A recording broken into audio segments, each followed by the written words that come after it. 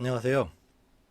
오늘은 일반 건축물, 불법 건축물 시가 표준액 이행 강제금 계산법과 모든 것입니다. 일반 건축물이 걸리게 되면은 얼마의 번칙금이 나오는지 궁금하시죠? 오늘은 그것을 사례로 해서 어느 정도 이행 강제금이 나오는지 한번 알아보겠습니다. 이행 강제금의 그 계산 방법을 보여드리기 전에 불법 위반 건축물에 대한 간단한 정리를 하고 시작하겠습니다. 위반 건축물, 불법 건축물의 대표적인 행태는 무단 증축입니다. 불법 건축물의 90%를 차지하는 유형으로 베란다 확장, 여기도 이제 베란다 확장이죠. 여기도 불법으로 나온 부분은 불법입니다. 아파트 발코니 확장은 합법입니다. 하지만 그 외의 베란다 확장은 불법입니다. 여기도 좀 불법이죠. 무단 용도 변경, 그러니까 근생을 준공 후에 주택으로 변경해서 분양 또는 매각하는 경우가 있습니다. 이런 경우는 무단 용도 변경입니다. 1조 제한 위반 건축물 후퇴한 부분, 그러니까 주로 그 상층부에서 허가나 신고 없이 무단 증축하는 경우는 2019년 이후부터서는 양성화가 안 되고 시정될 때까지 이행 강제금이 계속 나옵니다. 다세대 주택은 4개층이고 다가구 주택은 3개층까지 지을 수 있는데 더 높이 지었을 경우는 불법입니다. 여기서 그 시설 불법 변경, 구시원 내부에 그 치사 시설을 둘 수가 없습니다. 치사 시설을 뒀다면 그 불법이 됩니다. 그 다음에 그 세대 나누기, 이 세대 쪼개기라고 그러는데 세대를 8개로 이렇게 늘린 경우 이것도 불법입니다. 여러분들께서도 궁금하셨겠지만 위반 건축물 이행 강제금 벌금 절차입니다. 위반 건축물은 항공 촬영으로 한 65%, 민원 제보로 한 30%, 그 다음에 그 유관기관 통보나 기타 접수가 한 5% 정도입니다. 지방자치단체에 따라서 다르지만은 적발을 당하게 되면 위반 사실 처분 통지를 하고 10일 이내에 의견이 있으면은 의견서를 제출하라고 합니다. 그 다음에 그 시정명령 1차 통보가 30일, 그 다음에 2차 통보 촉구가 20일입니다. 이때 건축물 대장에 위반 건축물이라고 기재가 되죠. 1차 통보 때 기재가 됩니다. 위반 건축물을 그 가장 쉽게 확인할 수 있는 것이 그 건축물 대장입니다. 여기 보면 노랗게 위반 건축물로 이렇게 딱지가 붙어 있죠. 건축물 대장에 위반 건축물로 되어 있습니다.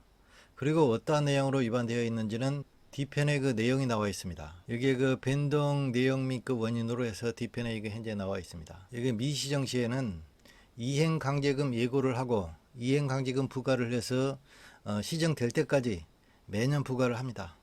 상황에 따라서 그 다르긴 한데 사법기관에 그 고발도 합니다. 시정은 원상복구에서 종결을 하거나 추인 허가를 받는 방법이 있습니다. 위반 건축물은 자진, 정비, 철거 원상복구가 원칙이고 이행 강제금은 벌금이므로 부과된 후에는 자진 정비가 돼도 부과된 금액은 납부를 해야 합니다. 이렇게 위반 건축물이 많은 이유는 이행 강제금을 내는 것보다 여기서 얻게 되는 실제 이익이 더 크기 때문에 그렇습니다. 위반 건축물을 양성화 해주는 경우가 있습니다. 불법 건축물 양성화 특별법, 그러니까 양성화 법안이 찬반 의견 논란이 분분한 상황이지만은 합법화를 해준다는 거죠. 지자체 조례에 허용되는 범위 내에서 정한 게 없지만은 1980년부터 1914년까지 총 5회에 걸쳐서 한시적으로 5년에서 8년 정도 단위로 양성화 기간을 거쳐서 합법화를 해줬습니다. 자, 그러면 이제 여러분들이 이제 이행 강제금이 얼마나 나오는지 궁금하시죠? 이것은 공식이 있습니다. 그러면은 계산 공식이 조금 복잡한데 계산 공식은 이렇게 되어 있습니다. 이 보기만 해도 복잡하죠? 한번 참고로 한번 보십시오. 이 산출 방식은 제곱미터당 시가 표준액 곱하기 위반 면적 곱하기 제 115조의 3 이행 강제금의 탄력적 운영 곱하기 2분의 1입니다. 이것은 행정안전부에서 발표한 2023년도 건축물 시가 표준액 조정 기준을 참고로 했는데 보시는 것처럼 구청에서 실제로 그 계산하는 방법을 한번 알아봤습니다. 보시면은 건축물 신축 가격 기준액 곱하기 적용지수가 있는데 구조지수 곱하기 용도지수 곱하기 위치지수 곱하기 경과 연수별 장가율 곱하기 이제 가감산 특례 곱하기 증축 대수선 감산율이 있습니다. 그 다음에 100분의 50 곱하기 위반 면적. 그 다음에 이제 이행 강제금 탄력적 운영이라고 해서 신고 위반이 100분의 70, 건폐율 초과가 100분의 80, 용적률 초과가 100분의 90입니다. 허가 위반이 1입니다.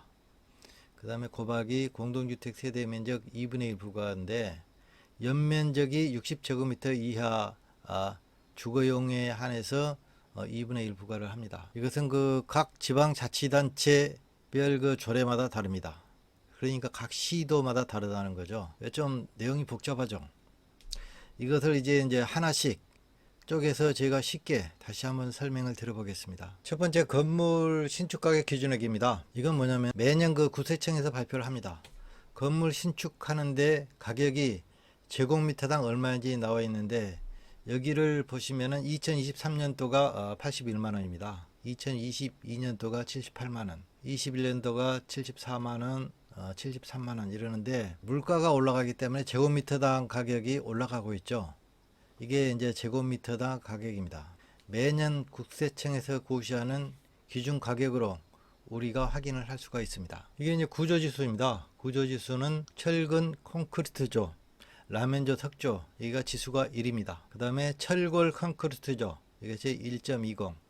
여기서 보시면은 목조 같은 경우는 0.83이 나옵니다. 그러니까 철근 콘크리트조 같은 경우는 지수가 1이기 때문에 1을 곱하면 되는 겁니다. 건축물 구조와 재료에 따라서 그 지수가 달라집니다. 그 다음에 이게 이제 용도 지수인데요. 이게 뭐냐면은 건축물의 용도를 말합니다. 이제 건축물이 사무실도 있고 뭐 상가도 있고 판매 시설도 있고 주택도 있잖아요. 그런데 여기서 주택만 보여주고 있는데 보통 다가구, 다세대, 연립 이런 것들 위반이 좀 많은 편입니다. 여기서 보면은 공동주택이나 아파트는 1을 곱해주고 연립이나 다세대 주택은 0.91을 곱해줍니다. 그 다음에 단독주택도 0.91, 즉 0.91을 곱해주면 됩니다. 그 다음에 이것은 그 위치지수입니다. 위치지수가 뭐냐면은 여기에 보시면은 이제 표가 나와 있는데 공시지가를 말하는 겁니다. 여러분들은 그 공시지가를 떼보게 되면은 내 땅이 제곱미터당 얼마 하는지 그 알아볼 수가 있어요. 정부 24 들어가면은 볼 수가 있습니다. 즉 공시가격이 높으면은 높을수록 지수는 올라갑니다. 그러니까 비싼 지역이 똑같은 위반을 해도 이행강제금이 더 많이 나오게 되죠. 그래서 이것을 공시지가를 기준으로 합니다. 그 다음에 경과연수별 장가율이라고 하는데요. 이것은 뭐냐면은 새 주택일수록 지수가 높아지고 오래된 것일수록 그 지수가 낮아집니다. 그래서 똑같은 위반을 해도 새 주택이 오래된 주택보다 더 많은 이행강제금을 내게 된다는 것입니다. 그래서 여기 보시면은 연도별 장가율이 남아 있는데 이것을 곱해주면 됩니다. 다음에는 이제 가감산 특례가 있습니다. 가감산 특례가 있는데 이 표를 보시고 해당이 있으면 해주면 되고 없으면 안 해도 됩니다. 그 다음에 증축 대수선 감산율이라는 게 있습니다. 여기서 보시면은 그 주거용 기준으로 기초공사를 했냐 안 했냐를 따지고, 그럼 이제 빌라 같은 경우는 기초공사를 하지 않고 앞으로 세우잖아요. 위반된 층수가 1층이면은 기초공사를 한 걸로 보고, 만약에 2층 이상인 경우는 기초공사를 안 한 걸로 취급을 해서 80% 정도 봅니다. 여기서 구조번호는 4번인 경우 빌라 같은 경우가 이제 철근 콘크리트죠. 이런 걸로 봐서 1로 보고, 그래서 빌라 같은 경우는 구조번호가 4가 되겠죠. 그래서 기초공사를 하지 않은 1층 이상, 1층은 100이 되지만은 2층부터서는 80%를 곱해주면 됩니다. 건축법 80조 2에 의해서 그 이행강제금을 강경할 수 있는 규정이 있습니다. 곱하기 그 위반 면적입니다. 이게 6제곱미터니까 6제곱미터를 곱해주시면 됩니다. 각 지자체별로 이행강제금의 그 탄력적 운영에 있습니다. 이것은 그 건축법 시행령 115조의 그 사망에 의해서 탄력적으로 운영을 하게끔 돼 있어요. 이거 곱하기 연면적 2분의 1을 부과하는 게 있는데, 이 연면적이 60제곱미터 이하 주거용에 한해서 감해줍니다. 그렇습니까? 굉장히 어렵죠. 이게 공식도 어렵지만은 공식에 이걸 대입하는 것도 굉장히 어렵습니다. 그래서 사례를 준비했습니다. 이 사례를 통해서 여러분들이 한번 연습해 보시면은 대충 이 정도는 나오겠구나 하고 충분히 이 감을 잡으실 수 있을 것 같습니다. 이제 이반 건축물 종류가 이제 다세대 주택이라고 예를 들어 보겠습니다. 이제 왜냐면은 일반적으로 가장 많이 위반된 것들이 다가구 다세대 연립입니다. 그래서 다세대 주택으로 한번 예를 들어 봤고요. 전용 면적이 60제곱미터입니다. 여기서 전용이라고 한 것은 여러분들이 그 등기부등본을 떼보면 나와 있는 전용 면적 기준입니다. 불법 건축물 위반 건축물로 위반한 면적이 얼마냐, 이것을 이제 6제곱미터라고 가정을 하고요. 그 다음에 공시지가는 여러분들이 그 떼보면 확인이 가능한데 10만원이라고 이제 해보겠습니다. 그 다음에 철근 콘크리트조가 가장 일반적으로 많이 짓고 있는데, 이게 바로 그 철근 콘크리트 구조입니다. 다음에는 준공이 언제 되느냐, 이것은 이제 2023년, 그러니까 오래됐다고 가정을 해 보겠습니다. 이걸 가지고 계산을 한번 해 보겠습니다. 여기서 가장 먼저 이제 계산해야 될 게 뭐냐면은 그 시가 표준액을 한번 먼저 내봐야 됩니다.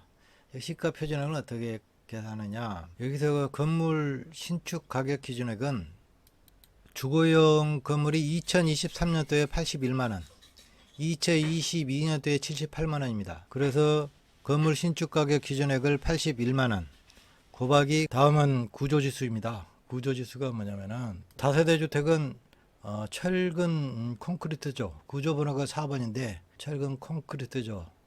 그래서 그 지수가 1입니다. 1을 곱해주면 되고, 다음은 용도지수입니다. 용도지수는 연립주택, 다세대 주택이기 때문에 그 0.91을 곱해주면 됩니다. 다음은 위치지수입니다. 위치지수 공시지가가 310만원입니다. 그래서 보면은 지수가 118이 되겠습니다. 그러니까 1.18을 곱해주면 됩니다. 그 다음에 경과연수별 장가율. 경과연수별 장가율 신축이기 때문에 2023년도면은 1을 곱해주면 됩니다. 그러면은 건물 신축 가격 기준액 81만원 곱하기 구조지수가 1입니다. 1 곱하기 용도지수가 0.91 곱하기 위치지수 1.18 곱하기 경과연수별 장가율 하면은 시가 표준액이 나옵니다. 시가 표준액이 86만 9,778원입니다. 다음은 이행강제금 산정 방법에 대해서 설명을 하겠습니다. 시가 표준액 계산 방법이 아래와 같이 나왔는데 86만 9,778원이 나왔습니다. 여기서 이행강제금은 시가 표준액 곱하기 위반면적 곱하기 제115조의 3 이행강제금의 탄력적 운영 곱하기 2분의 1입니다. 여기서 시가 표준액은 86만 9,778원으로 곱하기 86만 9,778원 곱하기 위반 면적이 6제곱미터이기 때문에 6 곱하기 증축 대수선 감산율. 그래서 보면은 구조번호 4번에다가 기초공사를 하지 않은 건물에서 80% 0.8을 곱합니다. 그 다음에 115조의 3 이행강제금 탄력적 운영 관련해서는 이거 신고 위반으로 70%를 적용합니다. 그러니까 0.7 곱하기 2분의 1 2분의 1을 곱하면은 0.5입니다. 0.5를 곱하면은 이행강제금이 146만 1277원 나옵니다. 오늘은 위반 건축물 그리고 시가 표준액 계산법 이행강제금에 대해서 말씀드렸는데요. 이행강제금 계산 공식이 어떻게 되는지 또 실제로 사례를 통해서 말씀을 드려봤습니다. 한번 연습을 해보시기 바랍니다. 보통 뭐 상가가 아니고 일반 다주택일 경우가 많을 겁니다. 아마 일반 면적이 얼마고 공시가격은 얼마이고 또 건물의 구조는 뭐고, 이걸 이제 내가 한번 가정을 해서 한번 본인이 계산을 해보는 것도 좋을 것 같습니다. 지금까지 영상 시청해 주셔서 감사합니다. 영상에 도움이 되셨다면 구독, 좋아요 부탁드립니다. 감사합니다.